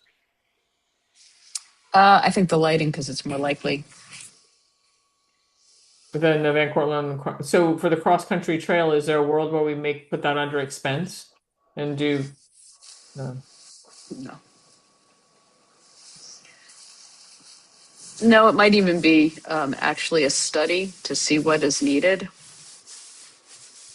because the cross country trail hasn't been worked on as a capital project since the 1990s. Mhm. So it really needs some understanding.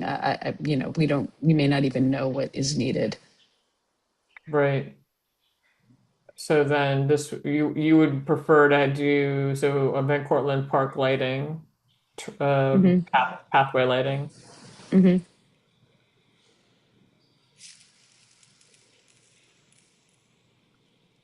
Um, park style lighting. Is that fair to Mhm. say? Lighting from the parade ground to the golf house, essentially, and parking lot. Hmm.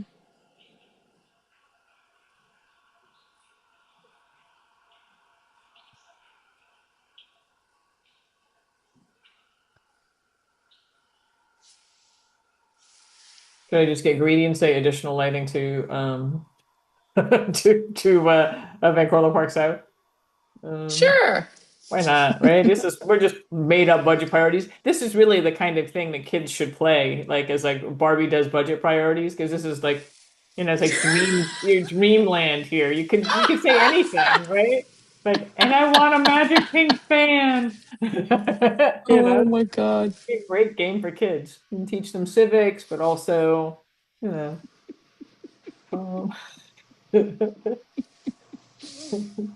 uh, including, Did you see the Barbie movie, Deb? yeah. I don't think she was budgeting. She should have been. That's the next one. That's the sequel. Uh, pathway lighting to Van, something like this, Van Cortlandt Park South entrance. I still think it would be nice to have a nice entrance of Van Cortlandt Park South.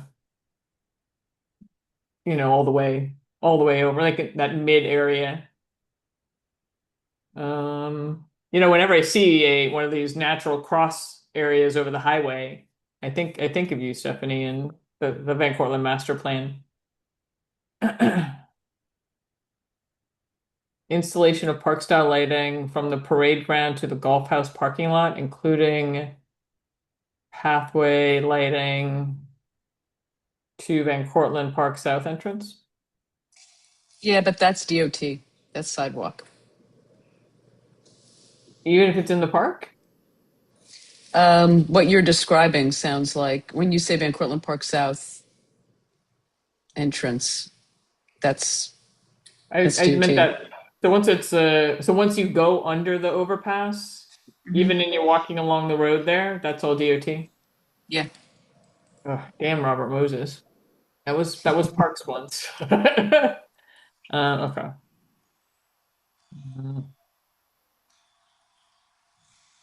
All right.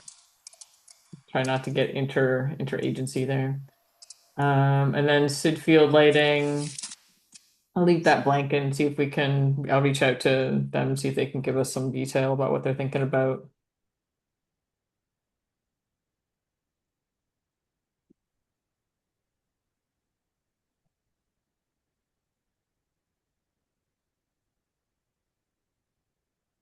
All right, next up is expense. Oh, I didn't get rid of the old ones. Get rid of the old ones. At least it feels a little bit more like we're charting a new course. We copy and paste it over.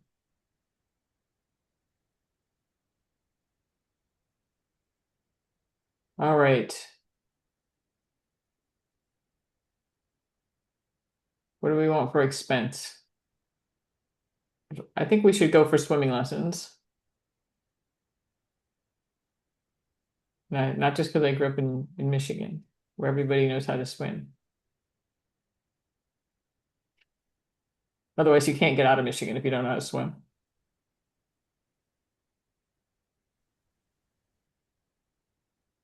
Swimming lessons? Miriam? Kara? Yeah, I think swimming lessons is a really good idea.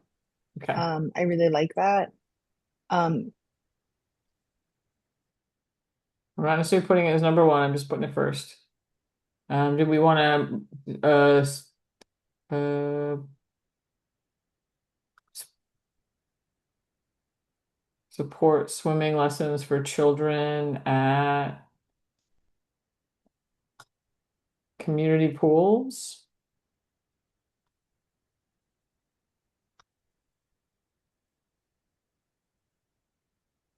By providing instructors and lifeguards to community partners? Something like that.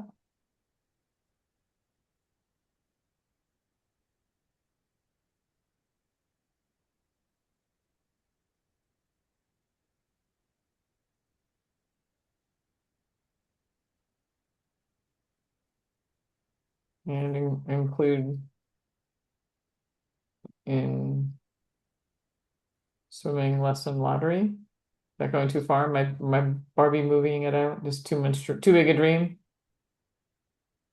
Swimming lesson lottery.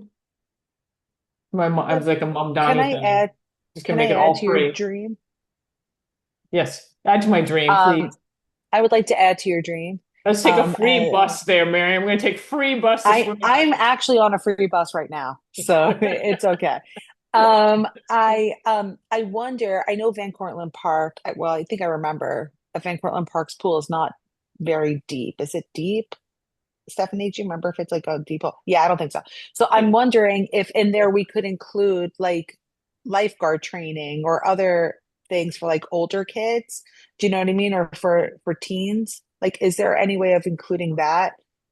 Some level of teen swimming lessons, or is I that think that's too big of a part dream? of, oh, well, we could just do swimming lessons for children and teens. Yeah, I just think that if you did that, you would offer the opportunity for kids to be able to take like lifeguarding or other like water safety instruction classes that wouldn't necessarily be available in those pools, but may be available at the Y, for example, if that's where we're thinking. Yeah. Well, I was in this community meeting a couple of years ago with a bunch of kids who use Fort 4 as part of this a Theory 9 a meetup. And the thing that really struck me was that a lot of the kids didn't know how to swim at all. And so they because we were pushing the parks application process for lifeguards. And they were like, well, we don't know how to swim. We don't know how to swim. How do we learn how to swim so that we can even apply for the lifeguard position to learn how to swim and do that training? And so that was when it kind of occurred to me that there were a lot of kids who just didn't have access even to the basics. But I agree with you, like it needs to be able to ladder so that you can go all the way up until you don't want to do it anymore. Right. Um, That's how swimming lessons work. You do it until you don't want to do it anymore. Your parents make you swim until you're like, I don't want to jump off that board, or whatever your level is. What about PEP? Let's talk about PEP. Salt and Peppa should have sung something about PEP, I think. Let's talk about PEP. Yeah. Miriam, Carol, what are your feelings about PEP? My feelings go far too deep.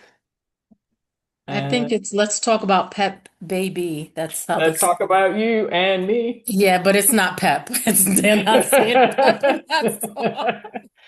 Let's, let's talk about all the things that we can get away with if we defund them. Let's talk about all the stuff. Oh yeah. Yeah, no. We want them to have funding. Yeah, we do need Pep though. We do need PEP. I Yeah. mean, um, Parks Enforcement Patrol Command. So, Mhm. I mean, I still think it's a good idea. I mean, I know Park says we don't support this, we don't agree, but um, it it's the what are your thoughts? The dream is not dead for me, but I feel like maybe we need to get Parks Enforcement Van Cortlandt Park Patrol Command T-shirts. You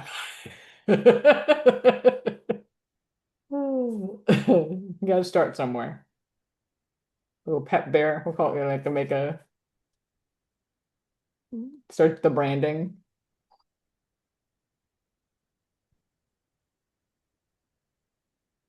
So yes, conclude. I mean, I'm kidding because it feels a little bit futile. This one does feel a little bit like right now. There's not a lot of movement for getting a command in Van Cortlandt Park in the way that there was a few years ago because things were more off the hook. But I still think structurally, like having Pep in Pelham Bay Park is just really far away. It's just not getting any closer no matter what happens. And so I still think it's a good idea. I think it's interesting that the Parks Department is telling us that there's adequate PEP because of um the mounted patrols. I would love to see more of the mounted patrols if that's what they're hinting, which I don't think they're hinting at. But you know, I don't want. What do you think, Miriam? Is it not worth? Is this the not the hill? I mean, or is it a word? Is it worthy to have it on our So expense can budget? I Because ask, you can ask for can I what you ask want. you how many Yeah. years have we put it on there? Is it like every year sort of thing that we put it on? I think we put it on every year since 2020, probably going back to 2024, fiscal year Oh, 2024. This is probably year three, but in 20 so fiscal no, year but this is 24 20. Oh, this was is probably 27. Is this 27 or this 28? is I'm getting 28. confused. Sorry. Okay, because it says okay. Um, so then it's 4 years, right? This would be the fourth year if we did it this Um, year. and then the reason to have it there is so that we could have it closer to other parks, right? Because that's one of the things you brought up, that the Pelham is too far from certain parks, right? Is that what you were saying? And then also, The obviously, Van Cortlandt Park needs it. But Cortlandt Park itself, I think, has a large need for having PEP officers there Yeah.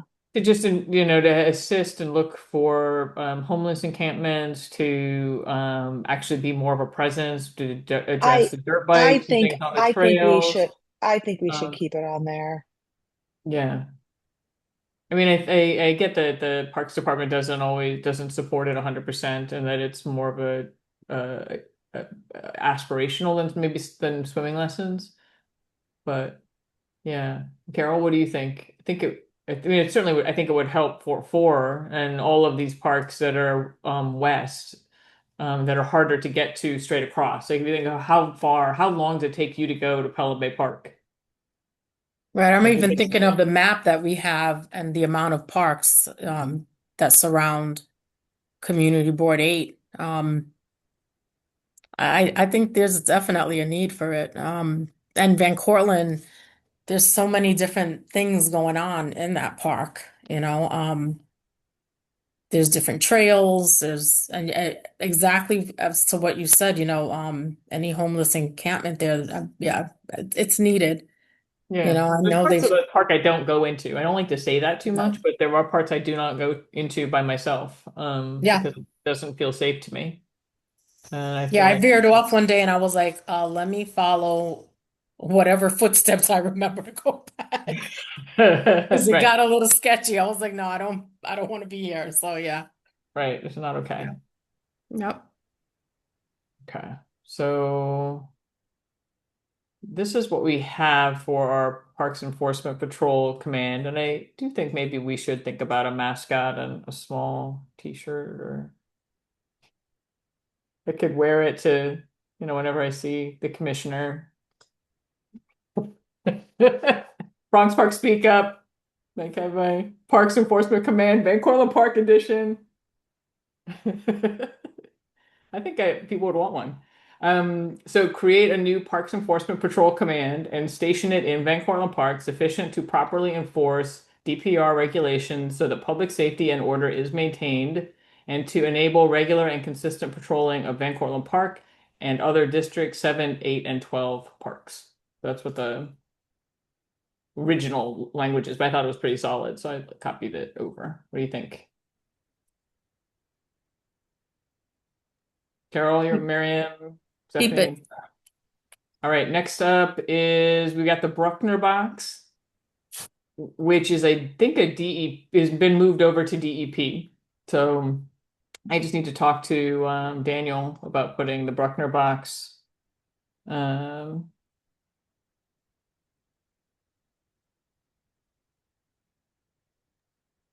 Is that what it said on the agency responses? that's what Joe said to me, was that DEP had to do their part in the street. Yeah, That yeah, we'll the double Parks check Department had again. fixed Parks Department fixed their part, and now it was a DEP problem. We've been kind of going back and forth with this. Okay.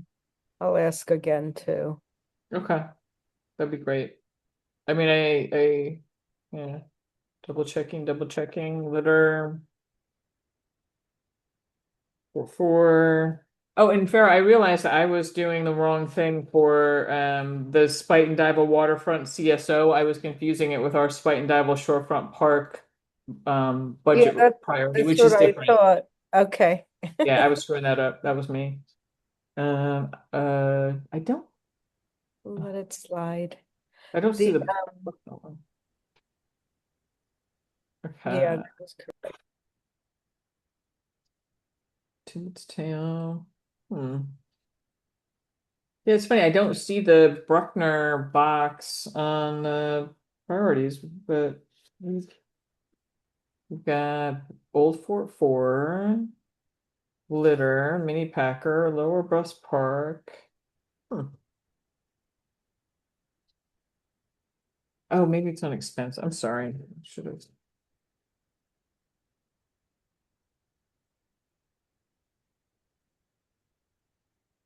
Neon pools, Gator. Okay, here's our Bruckner box. This requests, okay, they support it, but they can't accommodate it. So yeah, so Farah, if you can just confirm, I'll make a little, I'll put a placeholder here just to make sure. Yeah, I'm pretty sure it was found to be a Parks has got to finish the last step. But I'll ask again. And then we've got our Gator type utility vehicle, which was the thing they said was not capital eligible, but that we think that that's maybe. So Stephanie, on expense, you still want your Gator type utility vehicle? Yes, Is that please. needed, or is there something else? Okay. No, we need gators. Carol and Miriam, are you okay with the Gator? Okay. And then crushed stone and boulders for maintenance was our other expense item. We didn't really have a lot for expense items. We don't normally have much. We okay with crushed stone and boulders, or is there What is something? that? I mean, I know what that literally means, but what is that? Who, I mean, I have a really big rock in my basement. Can they come in and do that one for me? No, it's gravel. It's gravel, Gravel. basically. It's Yeah. for the, Okay. So, yeah, for Stephanie. pathways, so it's gravel, and there's actually different size gravel that we need for Okay. pathways. So this isn't actually something that VCP is asking for. I think it's really just Joe, District 8, who needs it. Well, he brought it up, and then we were like, "What about? Is this something that you would like?" I think Stephanie, we were like, "Stephanie, do you need crushed boulders too?" And this was like 2 years ago, when everything was washed out, and the answer was yes, definitely. Or that Yeah, was I kind think of a we're we I think we're okay. love language. Okay. So crushed stone and boulders, maybe, maybe not. Is there anything else in terms of expense? I was just looking at my list from last year of like stuff, and there was nothing. Um, our like, was there a study? I mean, maybe we want to consider a study for an M&O headquarters, or do we want to maybe add that to the reconstruction of Bailey Playground? Guess we could add it up here.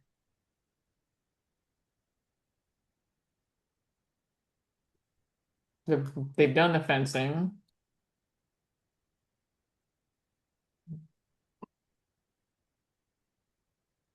Incorporate into expanded Bailey Playground, reduce asphalt, add green space.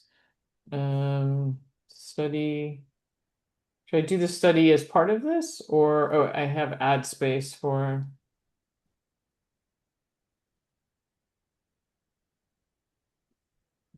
I guess I could do a study just as part. We have a space on our expense. Could do a study for an M&O headquarters in a district down here. Is that, you suppose that's a expense, or is that capital? Stephanie, do you know if that's capital?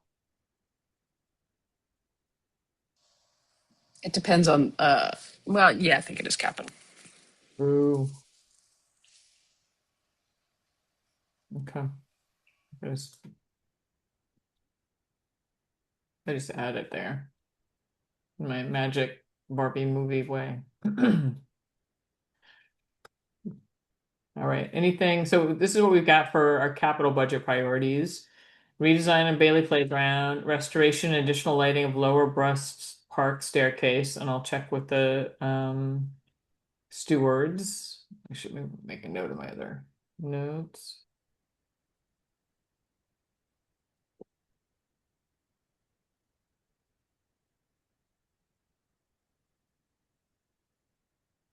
Um, Flare steps, handrails, add lighting along path.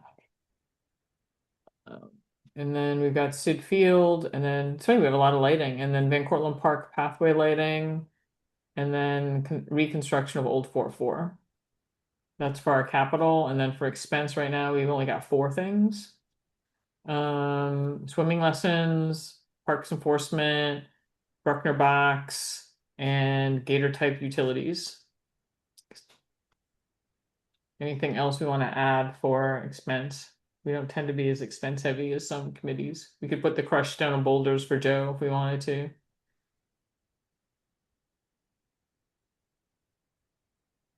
Or we could leave it blank, I guess, for now. And why wouldn't we put it there? There's no reason to leave it blank. Okay. I was just leaving space for innovation, Miriam. Wanted a white space so that there's place for something new. All right. So that's all right. We'll I think that's a good first draft. And then we can kind of ruminate on it and then come back next month and then decide what we want to do. So thank you everybody for, and especially Stephanie, for helping us understand what it is we were doing here. Oh, we didn't do one thing we didn't do is around the bathrooms at the nature center. We didn't do any funding for that. I guess that would be kind of capitally, but I'm gonna note. Sorry, closing like a million windows. All right, let me grab my notes here. So next up is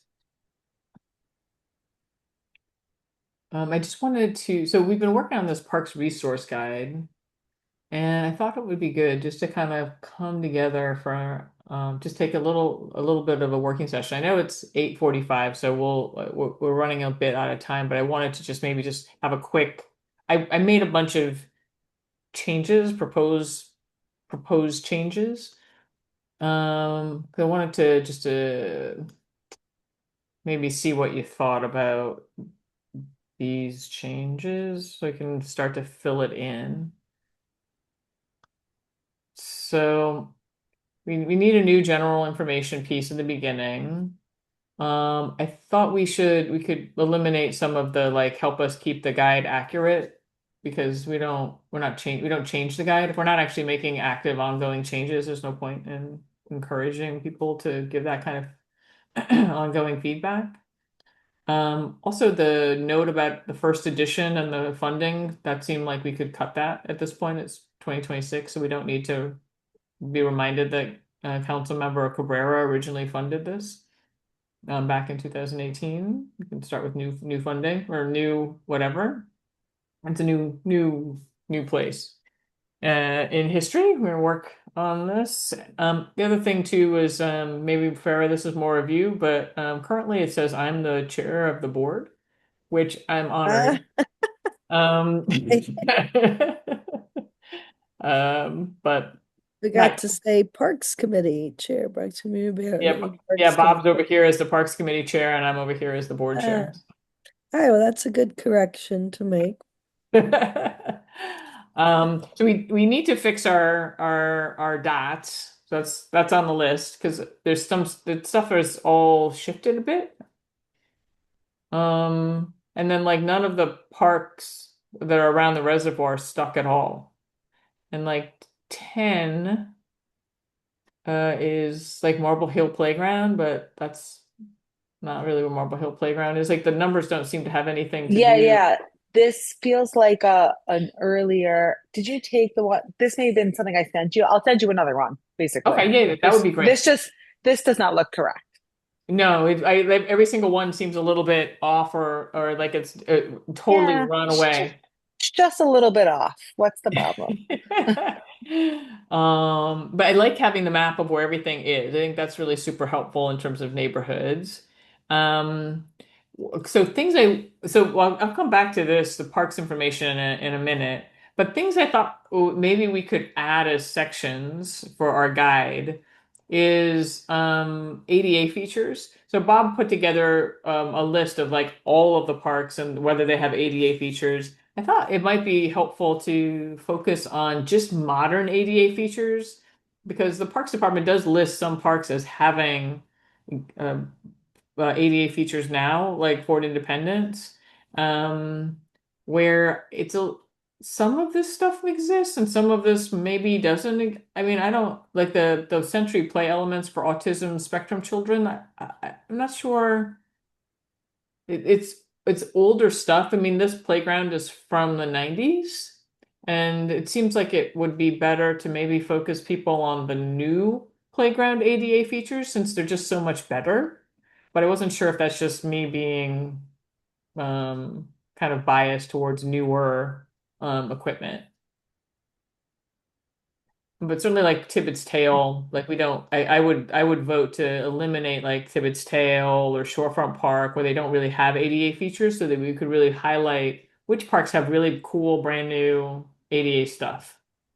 Miriam. Would you include a little description of what those ADA features are? Because I mean, I learned a lot on that presentation. I wonder if, I mean, I don't obviously need to give all that detail, but some level um, of what that means. Because autism's like play elements for autism spectrum children. What is that? Like, that doesn't make sense to me. I mean, I know what it is now, but I think to people just reading it, they may not know what that looks like in a park. What if we did like a section that was like ADA features and like Yeah, here are the possible features that we here are the features that we have in our district? Like, yeah. and then here is where they are in like here are the parks that have these features.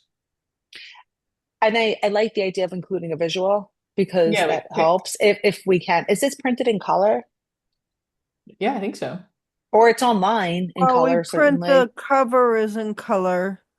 I believe the rest, there's some pages in color, like I think, and then the rest is black and white. So, it Okay. gets more expensive but again, we could just price it out either way. Right. We could have one with more pictures or something. Hmm. The features we have in our district as examples. And then what do you think about just only, I mean, only calling out the ones that actually have modern features versus all of them? That way we can kind of cut down on the ones that are older, like where, you know, it's not a modern ADA feature. I think it's a good idea. I think it's Okay. a good idea. I think like less is more. This looks very text heavy Yeah. and like it's just, and also like we don't need to, like you said, list the parks that have no information. They don't need to be Right. here then. I do think it's good to call out the parks that are maybe not ADA accessible at all, like Ross Park. But we can see how much of a list that is. 'Cause I'm not even sure if Philip Post Goodman Park is. Some of these are like maybe I don't know if they have stairs at every entrance. They might. I guess there may be some where they're not accessible because of the steepness of the pathway too. Okay. Carol, what do you think about the stuff that has just really old ADA features? When you say like old ADA features, what do you really mean? Well, like Fort Independence Playground, I'll use that as an example. The Hmm. playground equipment was replaced in around 92, 93, 1992, 1993. And so, I mean, I, I think it has mobility. I mean, these things, I think it exists. I mean, there's water play. But that the newer features are generally kind of more user friendly and maybe a little more creative, and they're not in such poor condition. And that some of this, like even like the sensory play elements for autism spectrum children, maybe it's in good repair, or maybe it's not functioning in that way anymore as much. I don't know. I would have to go look. Now that I know what it looks like, I can actually go find it and see what the condition of it. I assume it's panels. Um, but even some of the pictures that we have may not be these. items because these items are over 20 years old. So I was thinking really like highlighting the new stuff, because then also it encourages people to ask for the new stuff when we do capital projects in other parks. And we've got actually some not a small amount of playground equipment that's quite old. I mean, would we be able to divvy it up a little bit, like with the newer parks that have the ADA features and list that, and then maybe the older parks kind of listed, but in a nice way? Just so Broken. we have it on record, like kind of like, for us too to kind of keep tabs on that, just to say, okay, these are the parks that probably need a little bit more attention at some point. But yeah, I would still want to keep the list there just so people kind of know too. I mean, we're dealing with the funding, but at the same point, somebody may look at this and say, "Hey, I have money. I want to contribute." You never know. So yeah, I think we should keep the list, but like say the more modern parks and then the other ones, maybe if we give it if we range it in years, like 2016 to 2026, something like that, or 88 features from whatever date, I don't know. But I would want to kind of keep it just so people are aware it's there, but it does need updating. I think that it's good just to have that there. Is there any way to get like the years that those features were implemented? Yeah, I mean, in general, we can go to the parks webpage for those playgrounds, Okay. and it'll tell us, usually it's in the history when the playground was last reconstructed. Okay. And I've been kind of assuming that because generally the pieces are part of the playground equipment reconstruction, and so generally, like four is a little complicated because it seems a little bit more piecemeal that they've replaced some of the playground and swings and stuff, but yeah, maybe we need to break it out and we can take a look at it. No. Updated recently, and which ones are older? Like maybe we just need to look at it and then to see if it's worth it as a distinction or not. Right. Right. Okay, so we got that. I thought maybe parks with public restrooms. Just did that. Parks with public restrooms might be, and where those restrooms are, might be an attraction. And like if it's handicap accessible as Mhm. well. Yeah.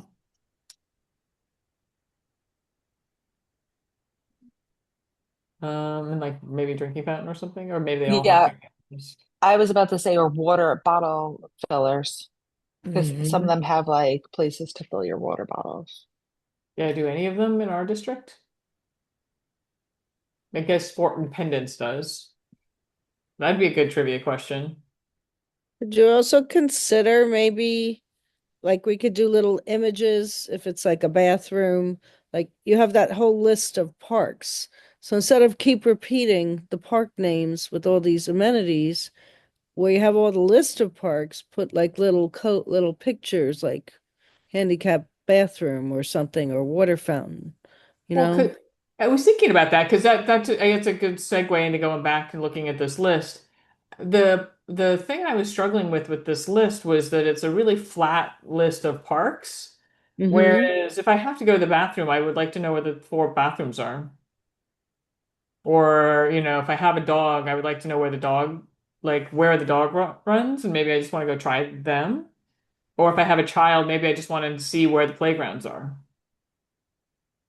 or where the playground equipment is, or maybe here's the parks with spray showers. It was more of a like, what does it look like if we have a problem, which is it's a hot summer day, here's where all the water features are. And then you can kind of go check them out, as opposed to reading through it to see where the playground stuff was. But it's It a also, different. We'll see how long this becomes. Well, I it was thinking also, instead though, like like the for the list of the parks, you could make it a lot shorter with just the addresses and locations, Mm-hmm. and then have kind of a list of ADA features, or a list of playgrounds, or a list of dog runs, or a list of basketball and sports courts, things like that. What do I you? like the idea that Farah, that you brought up about including like I'm thinking like emojis, those sorts of things, like that's sort of like an icon Mm-hmm. for Mm-hmm. all of that. And what's really great about that is that it makes it accessible across language barriers. So it's not, you know what I mean? It's not a case of I need to be able to read English. I need to be able to read a full blurb. I could just look there and see that there's a dog. So I know I could bring my dog, or there's a dog park, right? You know what I mean? Like, I think that that makes it accessible also. And that may be something to consider. So Miriam, to add on to that, then, when with this list of parks, how much information should we include here? I mean, I liked what you just said. I think that like you want to hit the major ideas that people want. You need an address, knowing if it has a restroom, knowing, you know what I mean? Like, no, I think we should come up with, does it have any sports facilities? Do you know what I mean? Like, does it, is it ADA accessible? And then if it is ADA accessible, then you go down to the list at the bottom and you find out what features it actually has, right? Then you could filter down, but it's just a quick like reference up top. So like kind of one click up in terms of like sports equipment, whatever, I mean, that's what or I think. sport And I athletic actually like fields. the idea of just having it um like with a pictorial reference. I just think Hmm. that's much better than all of this. Yeah, because it also seems kind of arbitrary that some of these things have a really nice paragraph about how they were founded in 1609, and others are just playground with spray shower. Um,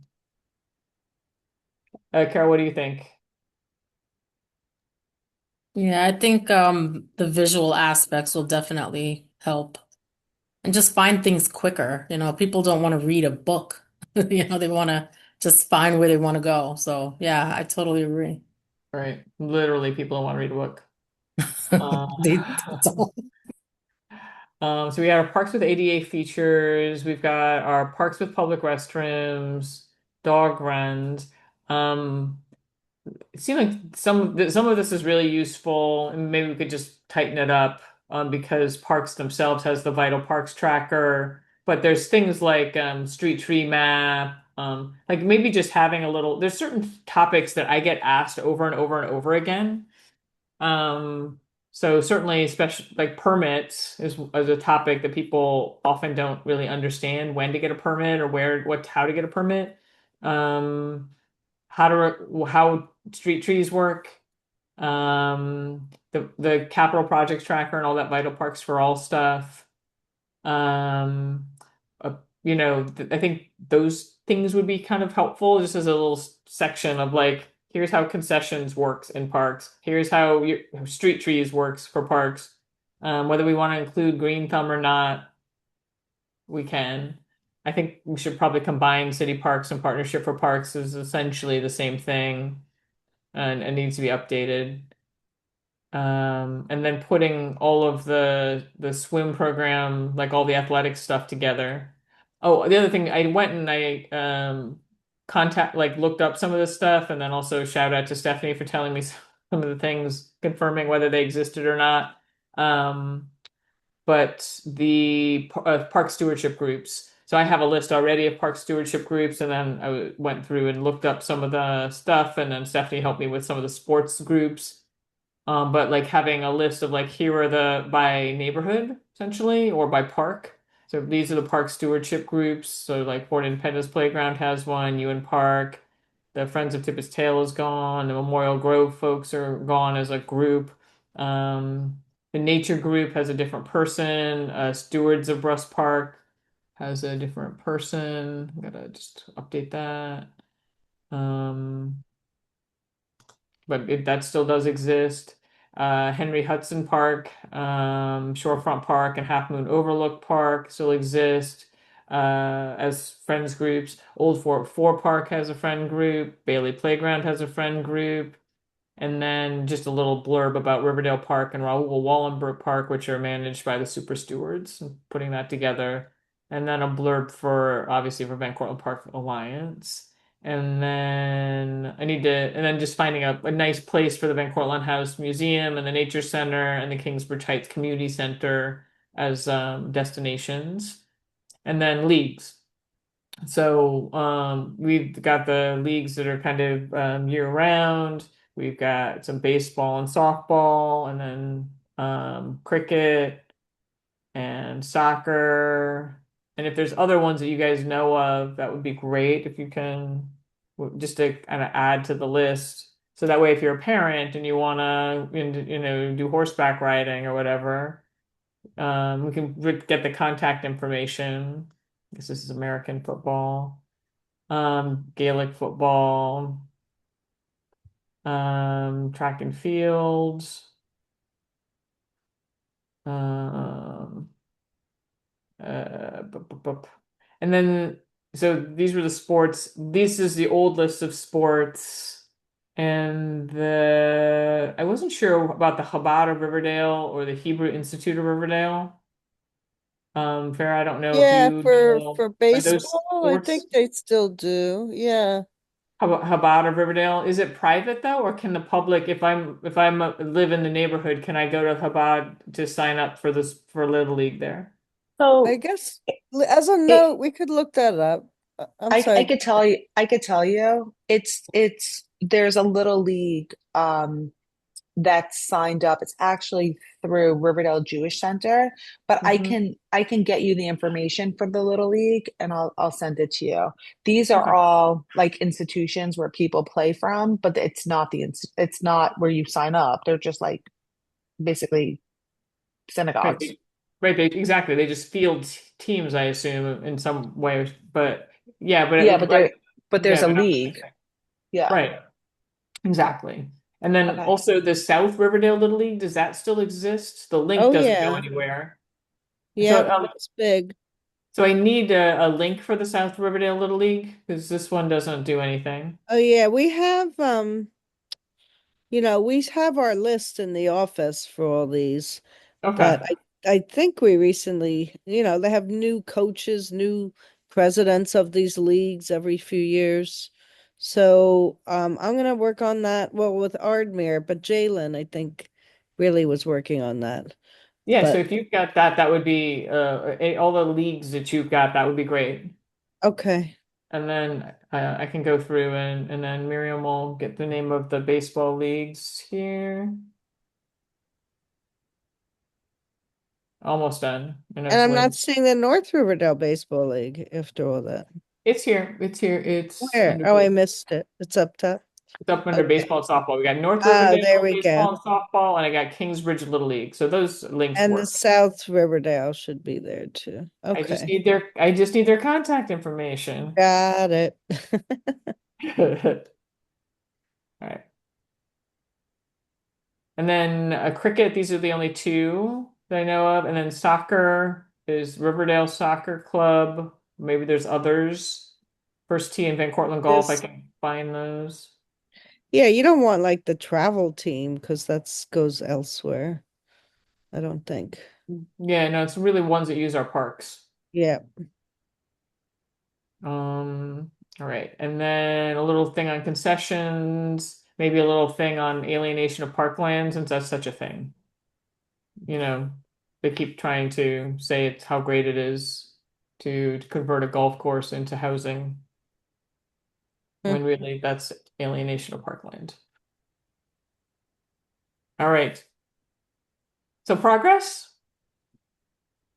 Go through and delete some things, and we'll add some things. Anything missing? Anything more you want to see in the guide?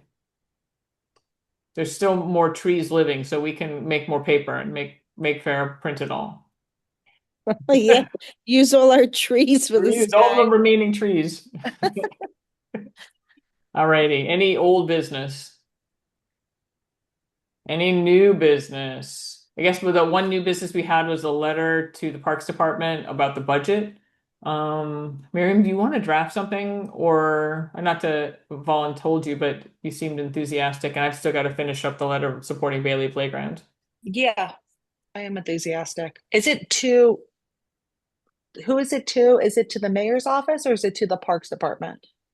I think it should be to the mayor's office, Yeah, that's what I right? thought, but you just said the Parks Department. So I just wanted to, Oh, no, no, no. Yeah, no, I think this should be to the mayor, and to the yeah, city council, I guess. Essentially, it's like we need to see yeah, more funding. And yeah, for then sure.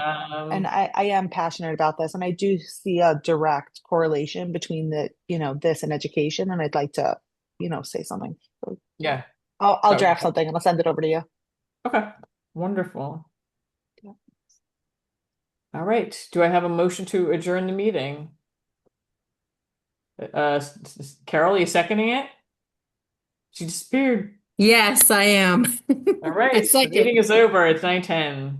Thank you all. I think it was a really productive meeting. I know it went a little late, but I do think we need t-shirts that say Van Cortlandt Park Edition at command. So I'll go work on that after I get done with my other letter.